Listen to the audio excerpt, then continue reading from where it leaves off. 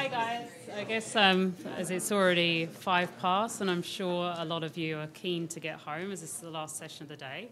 So I'm very happy to be here today to talk to you about customer experience journey mapping. It's something I was introduced to a few years ago. Yeah, and I'm very passionate about it. I think it's a great process and there's many different ways you can use it. So just before I get going, just a little bit about myself.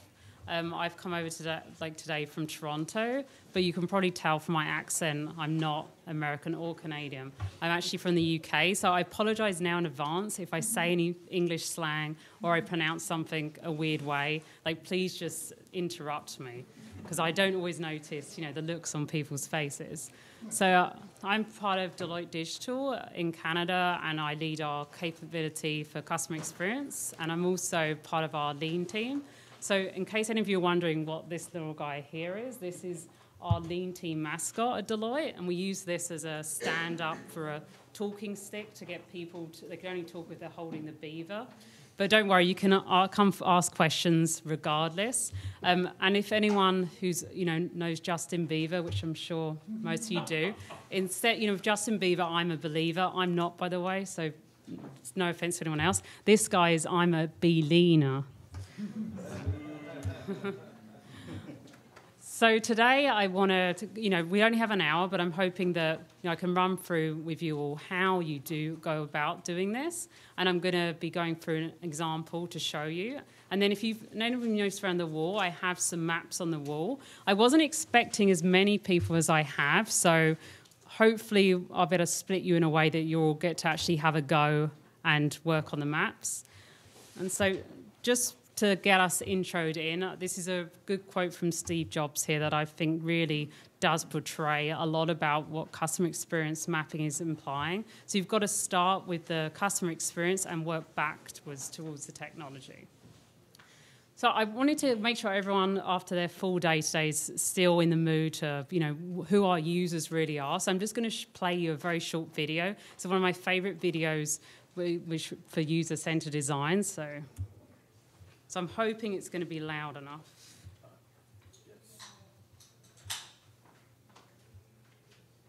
So it's just loading.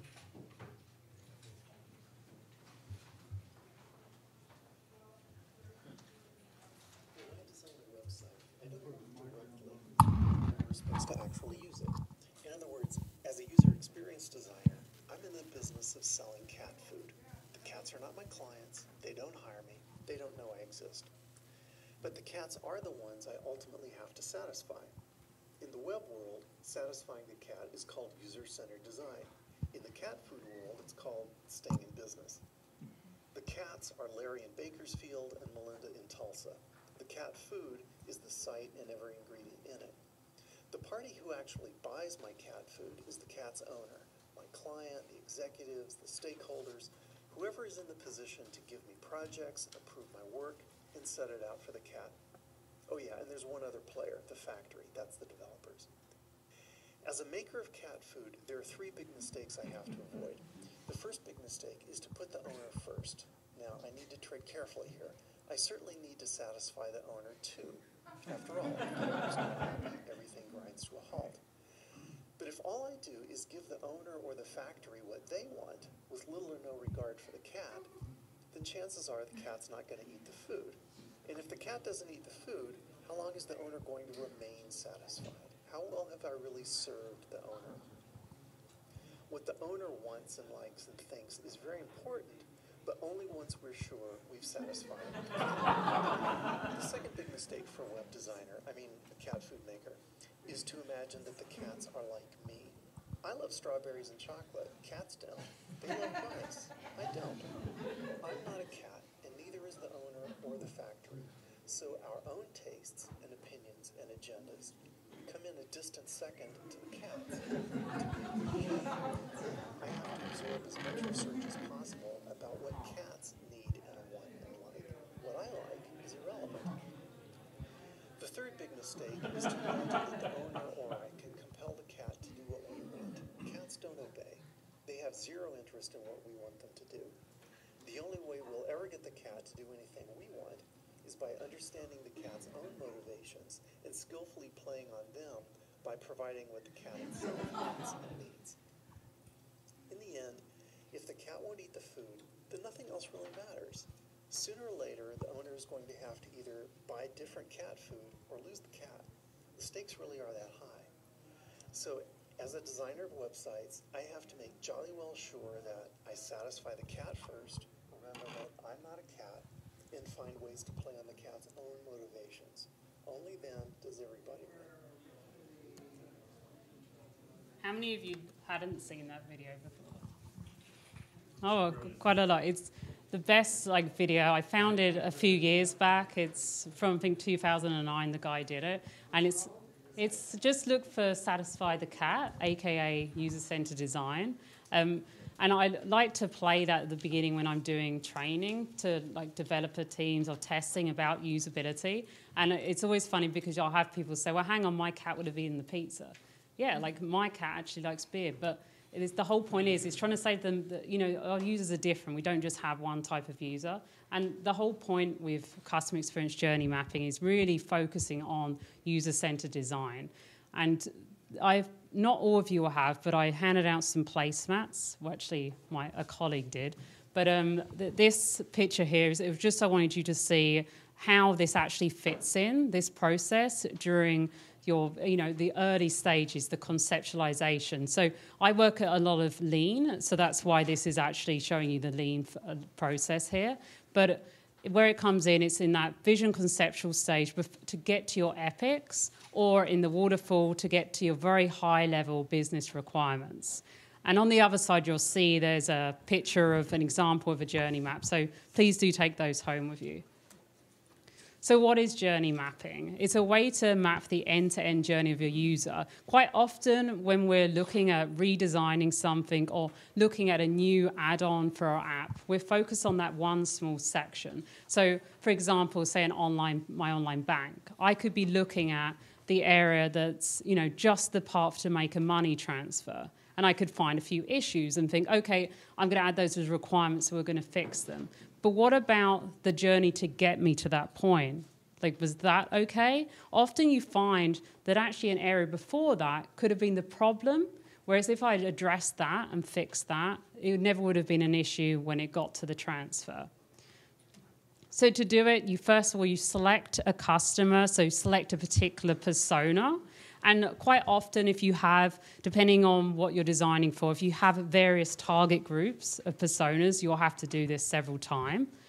You then will map their experience. So think of their step-by-step. So logged in, navigated here, clicked enter here. And then you look at the touch points, so the people and the things. So e.g., if I had to make a call and speak to a customer service rep, that's a touch point, a person. Another touch point here is my laptop. Or I picked up my phone, that's a touch point. And then you look at their attitudes and experiences. And this is where you go along and you imagine yourself as that persona you've picked. And you think, how would I be feeling at every point of the journey? Would I be happy or would I be frustrated? Would I be swearing? How would I feel? And then finally, we do this so we can identify any issues there are or opportunities. So it could be everything's fine in your flow, but there may be an opportunity that you could make improvements. And by doing this, you'll be able to see, okay, well, which is my target state? And then you look for the root cause. And I'm sure a lot of you know the 5 whys, but as I'm in the Washington area, I'll give you an example of nearby. So this is actually a true story, and I'm sure if you're all from this area, you'll know it. But the Washington Monument was very tarnished, and they were wondering, why is it so tarnished? It's not looking that good. So they looked into it, and they were asking, well, why? What's the reason? How can we improve this? They said, well, it's the cleaning products we're using, and it's rubbing it away. Well, why are we using those? Why don't we just use something milder? They said, we're having to do that because the birds are coming and pooing on the monument. They're like, well, why are all the birds around the monument? People throwing bread? We're not in England here. And then they've said, actually, no, it's that gnats are coming to land on the monument. And the birds are coming there to eat the gnats. So well, why are the gnats coming? And when the monument turned on, always at the dusk, that was the time when gnats wanted to settle down for the night. So so all they did, literally they looked, they saw what the issue was. They just put the light on, and this is true, this is how it happens. So they wait a further 20 minutes after dusk to put the light on, and miraculously, the gnats stopped coming, the birds stopped coming, there was no more bird poo, and then they had to stop using the cleaners. So there you go. So that's a good story to remember if you're struggling to remember about getting down to the root cause. So now I'm going to go for an example so you can actually see how this is done. And this is using a patient experience. So this is Doug Dietz, and he actually, a picture here of him at the design school in Stanford. He went there to learn a bit more about empathy and actually about mapping because he wanted to really understand his users. So he designed this, the MRI machine. How many in the room have had an MRI before? Well, that's not good, quite a lot of you. So,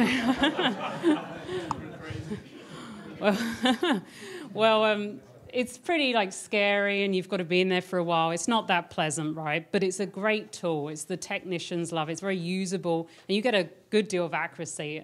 Another little true story for you here.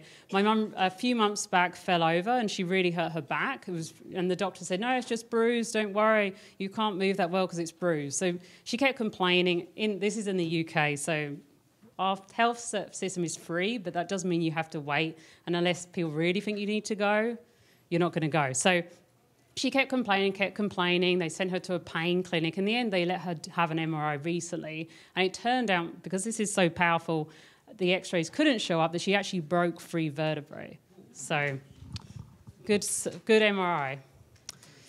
So anyway, so Doug thinks, yeah, this is good. He's pretty happy. Here's a story like that. But he then watches Sophia, age 6, go for her MRI. And he sees her walk towards the MRI machine. The moment she sees the machine, she starts screaming, she starts crying. He's like, what's wrong? It's great.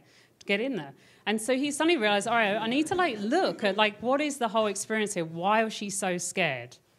So he turns to journey mapping. And so he starts out, he maps out the experience of Sophia. And you'll see here, so, we've goes to the initial doctor's appointment. She walks to her MRI room. Here we've got her crying and resisting. She then has to see a doctor because she has to have a shot. And this is the biggest thing that shocked him here, because you have to be sedated, and we all know when you're sedated, it doesn't matter what age, it's not that safe. We don't really want to have to do it unless we have to. But when he first introduced the MRI, it's actually 85% of young patients were being sedated, which is a pretty high number. So he then looked, okay, let me drill down, look at the people and the things involved in this journey. So we have, just to give you an idea, because this will help you see what kind of level we're mapping to, we've got the mom, the nurse, anesthesiologist, and then on the things, we've got the big scary MRI machine down there, tissues, the shots and drugs. So then he looked, let's see, what were her attitudes? How did she feel? What were her emotions during the journey? So initially, she's just a bit curious, am I really sick? Then she's like, I wish I was at school. This isn't that fun. And then obviously, this looks really scary. Is this going to hurt me? And it does look pretty scary. And so he's like, oh, okay, well, now let me evaluate and pick out the biggest priority issues that I should go to. So these red dots, which, as I said, there's quite a lot of you, but hopefully you'll get a go at doing it, where you go along and you look, okay, which should be my highest priorities? And you start sticking against them. So we see here, okay, the will it hurt, where she cries and resists. This is the biggest priority here, so issue. So why doesn't he look to see what the opportunity is? The impact of this is the imaging time. It's going to take longer if a child freaks out because you're not planning for that. You've then got to give her the shot. You've got more staff, the cost of the drugs, and the side effects.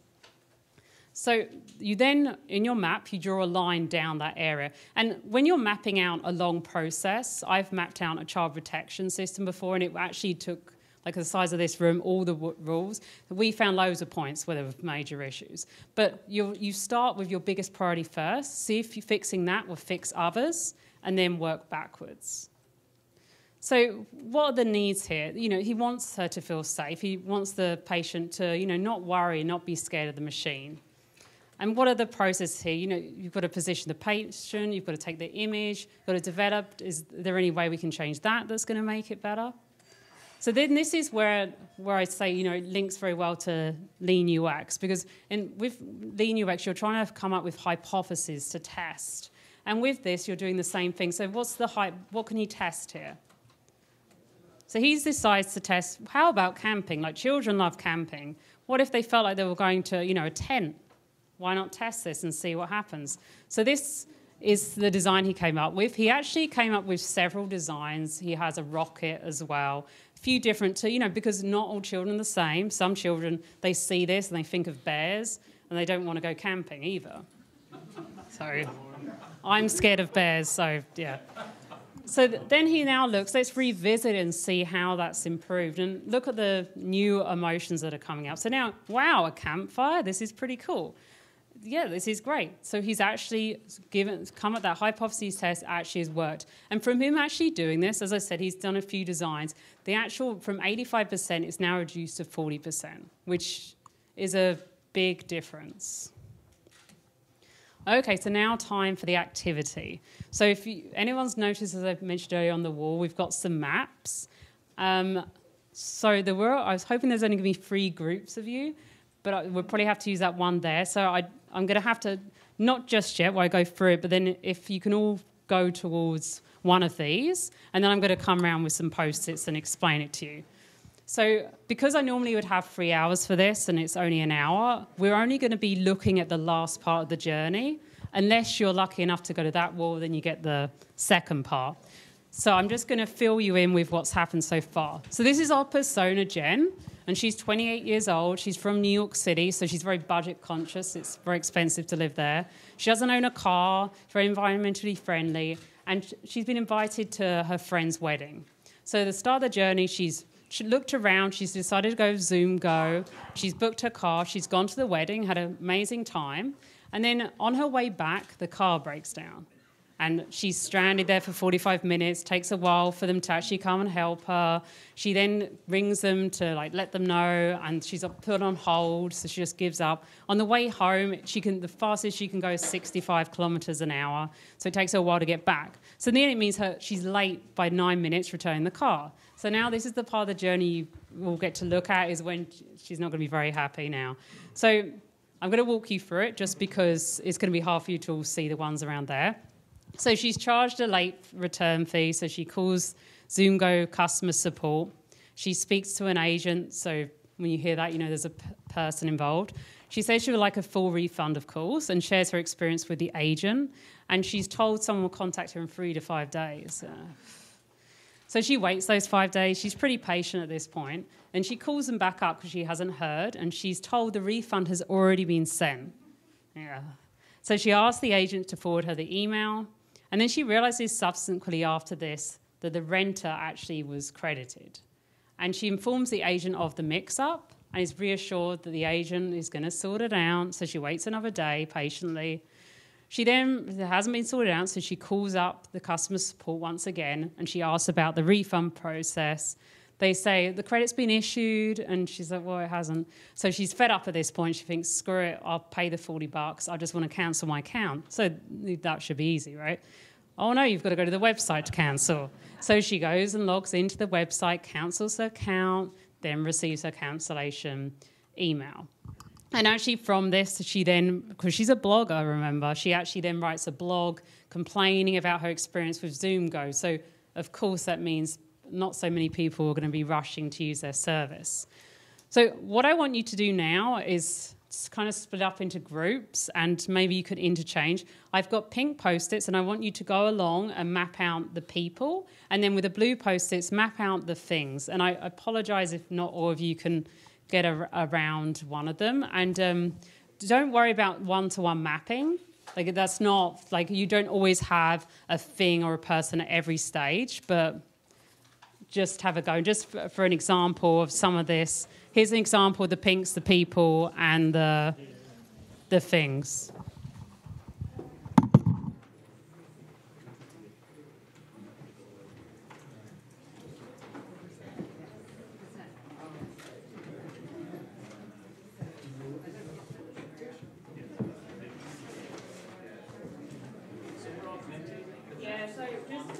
So just go and put along the people and the things. Maybe you can coach your team. Underneath each of the Yeah, underneath all the steps. Okay.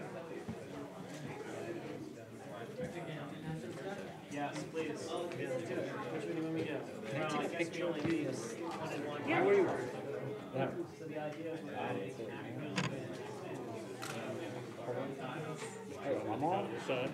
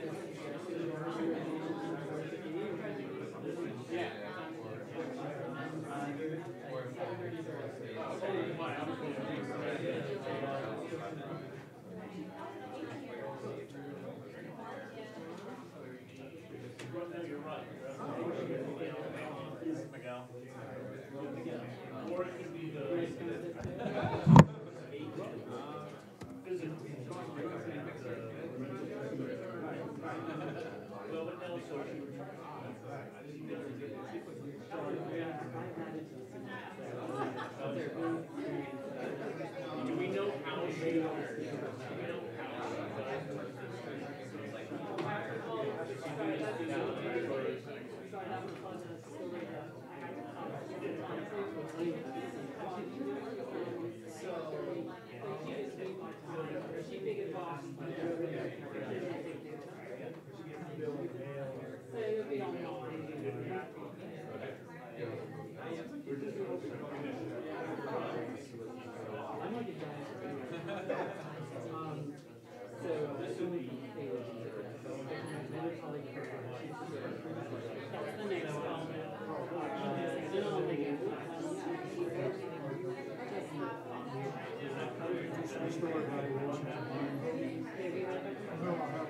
I was when I did my training a few years ago. I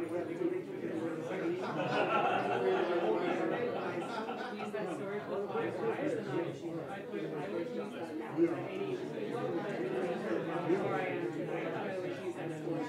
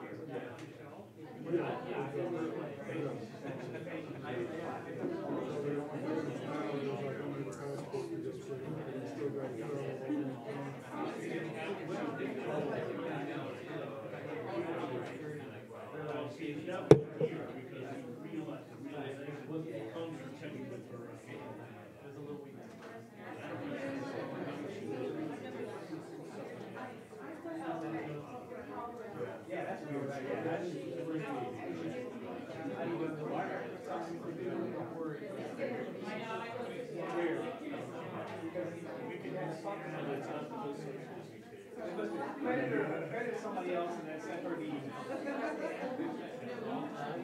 But I mean, the realization could happen not just through the bank, but through them saying, well, you know, Jenny Johnson, right? No, it's well, and you read it on the no, I've heard it. What about things that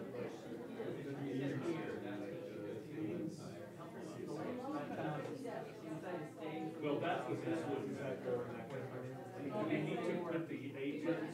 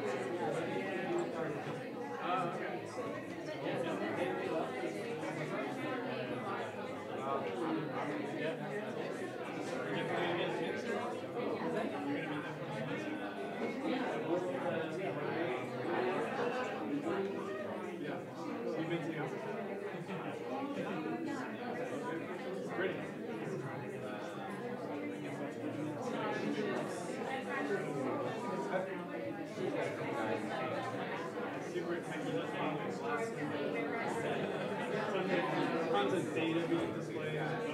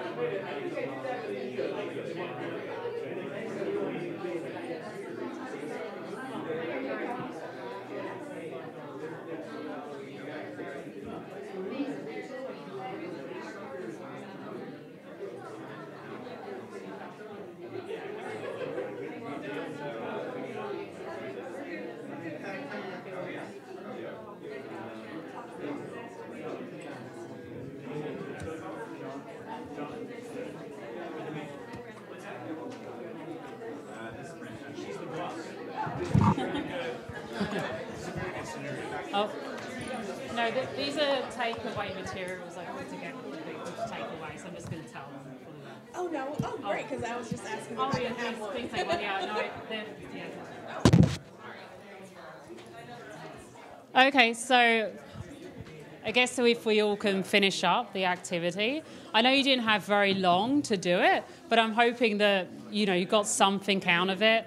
And, you know, I'll be here like full day tomorrow as well, here this evening. So if you want to find out a bit more information, if you want me to share any other materials with you or talk through maybe a problem you're having where you are, just come grab me. Like, I'm always available for a coffee or a drink, a cocktail for sure. And otherwise, you know, I'll give you my email address, so you feel free to email me. So just to give a few, you know, quickly, I want everyone to get off to get to the shuttle bus. But a few key takeaways here. I'm hoping you can see that it's pretty useful if you've actually working with a persona that's actually, you know, someone that's, you know, persona for the groups you're targeting and actually trying to think from their point of view. You can actually try and pinpoint areas in the experience. And today's example obviously was a car rental system, but imagine trying to do this for an app you have. It's also great if you're actually, you know, doing a, you know, startup, a new app, a new website. You can use this to sit along and actually map out the steps and to rearrange and think about the process. It's a great add-on for diary studies as well, so where you've already got some of that detail from the user, but you've got it there, and generally most people don't know about where you work, but it's in an Excel sheet. It doesn't really come to life. But you can take that and map it out and have your team there look through it, and by visualizing it like this way, it really gives you a better perception. I've mentioned to a couple of people on the child protection project I worked on, really was a huge, big journey map. I had about 4 assumptions. I was like, oh, we'll just fix this. They need a reporting thing. They need to just a notepad. Oh, this is easy. I can come and redesign this. All right, let's have a look at this. Let's do journey mapping with them. And wow, like I left the room, I had long, big list of changes. It was all these other areas I just hadn't thought about, because until you start thinking about the whole experience, you don't really think about it. And with Agile, often people want to put band-aids on areas. They just want, let's fix that feature. That button, people can't see it, let's move it. Let's just fix the navigation. But they could give you small areas of, you know, customer experience index, you know, arise, but they're not really fixing the whole journey. I could fix something in step 2 where you've actually got to the screen. It could be, well, I know some banks, they use the term e-services, and that's where your statements are going to be. But that doesn't resonate with everyone. So I may be just struggling to find where my statements are. So it could be the statements page is totally fine. I just can't find it. So with doing this, you're actually seeing those steps and seeing where the potential issues could be.